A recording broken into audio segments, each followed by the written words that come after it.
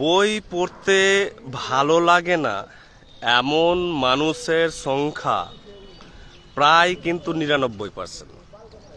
অর্থাৎ আমরা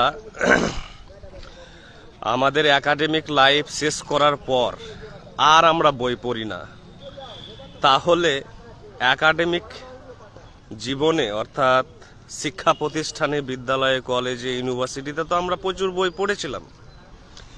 তাহলে কেন আর এখন বই পড়তে ভালো লাগছে না? বা যারা হয়তো শিক্ষা প্রতিষ্ঠানে এখনো আছে, বিভিন্ন ছাত্রছাত্রী, তো বই পড়তে কেন ভালো লাগছে না? কারণ বই একটি কিন্তু মানুষের মধ্যে একটি টর্চার, একটা পীড়া সৃষ্টি করেছে, মূলত শিক্ষা প্রতিষ্ঠানের, বিদ্যালয়ের পাঠ্যক্রম। কারণ সেগুলো সব হচ্ছে চাপের জিনিস, কৈফত দিতে হবে, মাস্টারমশাই বকবেন, মারবেন, শাসন করবেন, বাড়িতে দিনরাত বাবা মায়ের বকুনি, পড়রে পড়রে পড়রে, পড়তে ভালো লাগছে না, সবার চাপ, সবাই প্রেসার দিচ্ছে বই পড়ার জন্য। তো আমরা জানি যে যে জিনিস চাপ দিয়ে করানো হয় সে জিনিস কোনোদিনই ভালো লাগবে না, কারণ সেখানে নিয়ম আছে, মার্কস পেতে হবে, অ্যাংজাইটি কাজ করবে। তাই আমরা সারা জীবন বই পড়িনি, আমাদেরকে বই পড়তে বাধ্য করেছিল বিভিন্ন গুরুজনরা, অভিভাবকরা। তাই টর্চারে আমরা বই পড়েছি, আতঙ্কে বই পড়েছি, প্রেসারে বই পড়েছি, কারো প্রত্যাশা রাখার জন্য বই পড়েছি, ইচ্ছে হয়নি তবুও বই পড়েছি, কারণ সেগুলো সব হচ্ছে চাপের। তাই যে মুহূর্তে আমাদের একাডেমিক জীবন শেষ হয় তখন ভাবি যে বাঁচলাম, এবার আর বই পড়তে হবে না, এবার একটু ডিফারেন্ট জীবন শুরু করি। তো আর কোনোদিন বই পড়া হয় না, অর্থাৎ একাডেমিক জীবন শেষ করার পর। কিন্তু স্যার আইনস্টাইন বলেছিলেন যে আসল পড়াশোনা শুরু হয় একমাত্র স্কুল জীবনকে বিদায় জানানোর পরে, কারণ তারপরে আর চাপ থাকে না, চাপ থাকে না বলে আর কেউ পড়েন না। তো বই কিভাবে, বইয়ের প্রতি আগ্রহ আমরা সৃষ্টি করব, কিভাবে বই পড়বো? আর বই না পড়লে ভালো থাকবেন না, কারণ আপনি অসংখ্য জিনিস জানতে পারবেন না। আর যত আমরা কম জানবো তত জীবনের প্রবলেমস, দুঃখ, পীড়া, হতাশা, অভিযোগ, এগুলো ধীরে ধীরে আমাদেরকে গ্রাস করবে। যতই আমরা দেখে দেখে শিখি না কেন, অর্থাৎ আমাদের প্রাত্যহিক ডেইলি অভিজ্ঞতা থেকে আমরা যাই শিখি না কেন, তা কিন্তু আমাদেরকে বেশি সাহায্য করবে না যতক্ষণ না আমরা কিন্তু বই পড়ছি। তাই আমি যখন শৈশবে ছাত্র ছিলাম, আমাকেও বিদ্যালয়ের বই, সিলেবাস এগুলো ভালো লাগতো না, কারণ এগুলো তো চাপের জিনিস, নিয়মের জিনিস, ডিসিপ্লিন, টর্চার, প্রেসার। তাই আমি কি করতাম, আমাদের গ্রামের পার্শ্ববর্তী গ্রামে একটি সরকারি পাঠাগার ছিল, সেখানে ভর্তি হয়েছিলাম। এক বন্ধু নিয়ে গিয়েছিল, শুভঙ্কর, ছোটন, আমার খুব কাছের বন্ধু। তো সে 7-8-এ আমাকে নিয়ে গিয়েছিল। তারপরে আমি কমিক্স দিয়ে শুরু করি, বাটুল দি গ্রেট, হাদা ভোদা, টেনিদা, ভূতের গল্প, বিভিন্ন বই দিয়ে শুরু করি।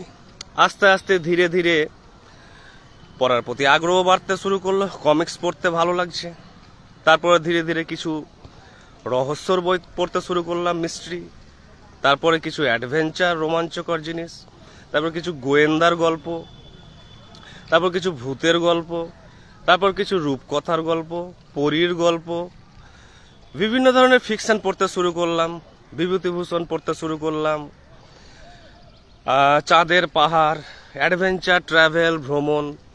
তারপরে ধীরে ধীরে সামাজিক, তারপর রোম্যান্স, তারপর ট্র্যাজেডি, তারপরে আরও উচ্চমানের বই। তারপরে একদিন সিদ্ধান্ত নিলাম যে এই পাঠাগারের সমস্ত বই পড়েই শেষ করে দেবো একদিন।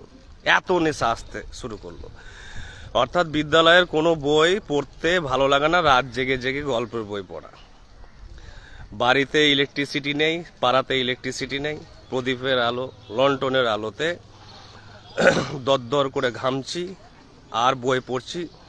দুর্দান্ত সেই বইয়ের জার্নি পড়া, এত সুন্দর লাগছে। ভাবতাম যদি বিদ্যালয়ের বইগুলো এরকম হতো, শালক সংশ্লেষ, নিউটনের থার্ড ল এসব না থেকে জ্যামিতি, পাটিগণিত, বীজগণিত, কারক, সমাস, এগুলো যদি না থেকে এই সব গল্পের পরীক্ষা নিত, তাহলে আমি ভালো কিন্তু রেজাল্ট করতে পারতাম। তো তাই প্রথমে শুরু করতে হবে আমাদের বই পড়া ছোট ছোট জিনিস দিয়ে, কমিক্স দিয়ে, ভূতের গল্প, রহস্য, রোমাঞ্চকর, ভ্রমণ, যার যেমন ভালো লাগে যে কোনো বই একটা হাতে নিলেই হলো, পড়তে শুরু করো।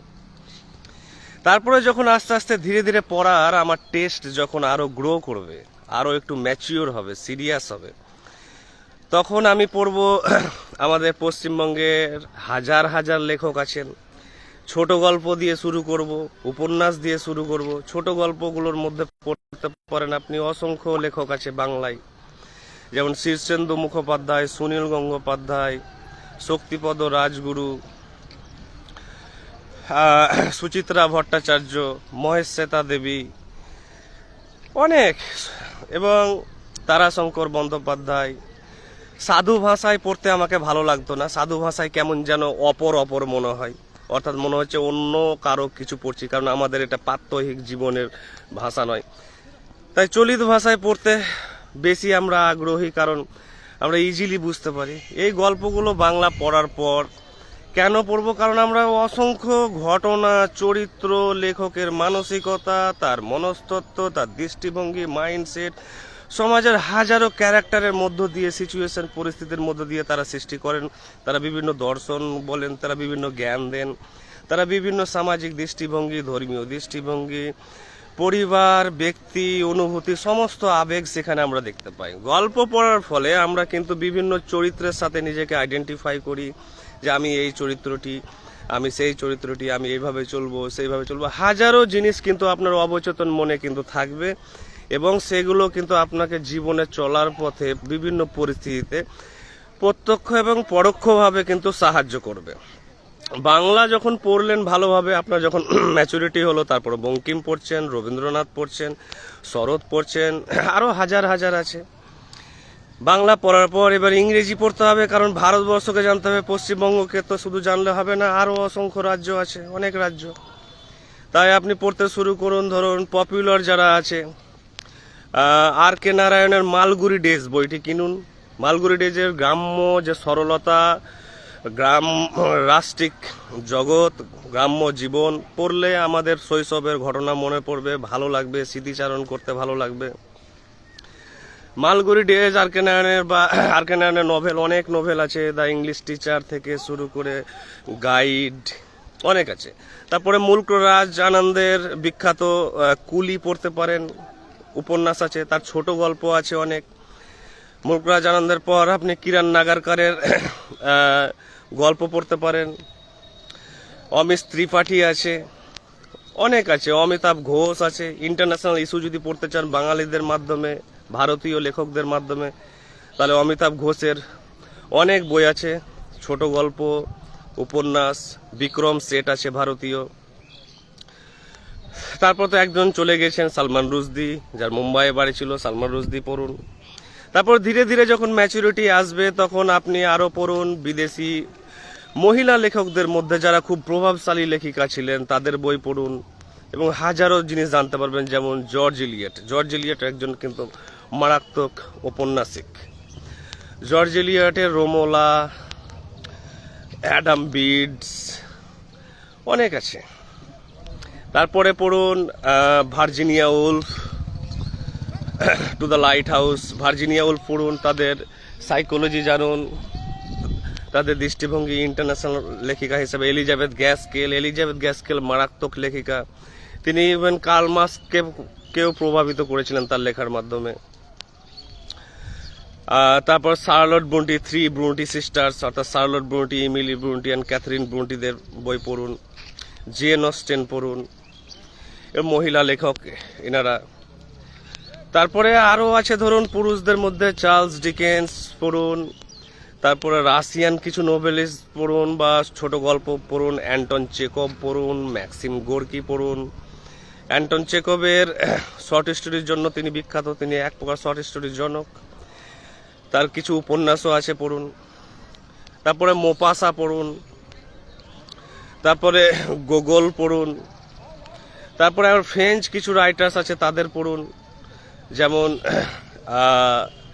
এদিকে লিও টলস্টয় তো রাশিয়ার পড়বেন অবশ্যই, কারণ এক সময় বলা হতো যারা লিও টলস্টয় দস্তয়েভস্কিদের বই পড়ে না তারা নাকি শিক্ষিত নয়, তাদের মধ্যে কালচার নাই, এক সময় ট্রেন্ড ছিল। তারপরে ফ্রেঞ্চে চলে অনারে ডি বালজাক। অনারে ডি বালজাক বিশাল বড় মাপের ফরাসি ধরুন ঔপন্যাসিক। তারপরে উপন্যাস জগৎ, সাহিত্য জগৎ করার পর কিছু ধর্মীয় বই পড়ুন, স্পিরিচুয়াল বুকস, মোটিভেশনের বুকস। আপনি হিন্দুইজম, ইসলাম, তারপরে পড়ুন আপনি ফিলোজফিতে ঢুকুন আস্তে আস্তে ধীরে ধীরে বেসিক বই দিয়ে, বার্টন রাসেলের বেসিক রাইটিংসগুলো পড়ুন। তারপরে ভারতীয় স্বরদর্শন, ছোট ছোট দর্শনগুলো পড়ুন গুগলে, ইন্টারনেটে, বইয়ের মাধ্যমে, দেখবেন ধীরে ধীরে আগ্রহ বাড়বে। এবং স্বরদর্শন পড়ার পর আপনি চলে যান ওয়েস্টার্ন ফিলোজফিতে। ওয়েস্টার্ন ফিলোজফির পড়ুন, অনেক ফিলোজফার্স আছে, Immanuel Kant, Descartes, Aristotle, Plato, Socrates, Parmenides, Epictetus, অনেক আছেন। তারপরে সব ধরনের বই পড়ার সাথে সাথে পড়তে হবে ইংরেজি পেপার। ইংরেজি পেপারেও কিন্তু সমস্ত আর্টিকেল, সমস্ত নিউজই কিন্তু এক একটি গল্প। তাই পৃথিবীতে যা কিছু হচ্ছে এই মহাবিশ্বে সবই কিন্তু গল্প, স্টোরি। সাহিত্য ছাড়া কিছু নেই এই মহাবিশ্বে। এই যে আমি বলছি এটাও একটা গল্প, যে একজন ব্যক্তি, তার নাম দেবাশিস সিনহা, তিনি দাঁড়িয়ে দাঁড়িয়ে ভিডিও করছেন, আকাশে তখন মেঘ, রাস্তা দিয়ে পথচারীরা হেঁটে যাচ্ছেন, গল্প শুরু হয়ে গেল। আবার যে গল্প বলছে তাকে নিয়ে আবার গল্প শুরু হয়ে গেল, যে একজন লেখক গল্প বলছেন, দেখছেন, বুঝছেন, রাস্তা দিয়ে ছাগল যাচ্ছে, গল্প শুরু। আমি হাঁটছি, গল্প শুরু। আমি বাড়িতে পৌঁছাবো একটু পরে, গল্প শুরু। আমি বিদ্যালয়ে যাব, গল্প শুরু। আমি অমুকের বিরুদ্ধে অভিযোগ করেছি, গল্প শুরু। আমি কারোর সাথে কথা বলছি, গল্প শুরু। এখানে খেলা হচ্ছে, আমি দেখছি, গল্প শুরু। তো পৃথিবী বা মহাবিশ্বের যা কিছু ঘটছে তাই হচ্ছে স্টোরি। কিন্তু সেই স্টোরির নাম দেন আপনি কবিতার আকারে লিখুন, তাকে প্রবন্ধের আকারে লিখুন, নন ফিকশন যাই আপনি ইতিহাস বলুন, যাই নাম দেন, আপনি পলিটিক্যাল অ্যাঙ্গেল থেকে দেখুন, সবই কিন্তু স্টোরি। এখানে যা কিছু আছে পৃথিবীতে সবই গল্প, গল্প ছাড়া কিছু নেই। তাই গল্প সালোক সংশ্লেষ প্রক্রিয়া হচ্ছে, সেটাও কিন্তু একটি গল্প। যে সালোক সংশ্লেষ গল্পের নাম দিলেন, গল্প লিখছেন, যদি গল্পের আকারে বোঝানো যায় এবং পড়া যায়, ভাবা যায়, তাহলে সেই জিনিসটা আরও চিত্তাকর্ষক হবে, আকর্ষণীয় হয়ে উঠবে এবং আমাদের খুব স্মরণে থাকবে। তো সালোক সংশ্লেষ কিভাবে ঘটে, যে এক ছিল সূর্য, আর একটি ছিল একটি গাছ, গাছে ছিল একটি পাতা। পাতা ভাবলো যে গাছকে কিভাবে আমি টেকাবো, কারণ এই গাছই হচ্ছে আমার বেঁচে থাকার উৎস। তাই আমি সিদ্ধান্ত নিলাম এই গাছকে আমি রান্না করে করে খাওয়াবো, এর সমস্ত পুষ্টির সরবরাহ আমি করব। তো এইভাবে শুরু হয়ে গেল গল্প। আবার আপনি ফিজিক্স পড়ছেন, ফিজিক্সেরও গল্প, যে ম্যাটার পড়াচ্ছেন পদার্থ, যে ম্যাটার কি, এক ছিল ম্যাটার। ম্যাটার নিজে একাই ছিলেন, কিন্তু তার ভিতরে ছিল অসংখ্য আরও পরিবারের সদস্য, যেমন মলিকিউল ছিল। আবার মলিকিউলের আবার আর এক ছেলে ছিল, ছেলের বড় ছেলের নাম হচ্ছে অ্যাটম। আবার অ্যাটমের তিনটি পরিবার, ইলেকট্রন, প্রোটন, নিউট্রন। আবার নিউট্রনরা নাকি আরো হাজার হাজার সব পরিবারের জন্ম দিয়েছিল, তারা নাকি বিভিন্ন সাব অ্যাটমিক পার্টিকেলস। সব গল্প শুরু হবে। জিওগ্রাফি, এক ছিল আকাশ, সেখানে ছিল জমে মেঘ, সূর্যের তাপে পুকুর, নদী থেকে, ডোবা থেকে, জলাশয় থেকে জল বাষ্পীভূত হয়ে তারা নাকি যাত্রা শুরু করলো, প্লেনে করে যেতে শুরু করলো আকাশে।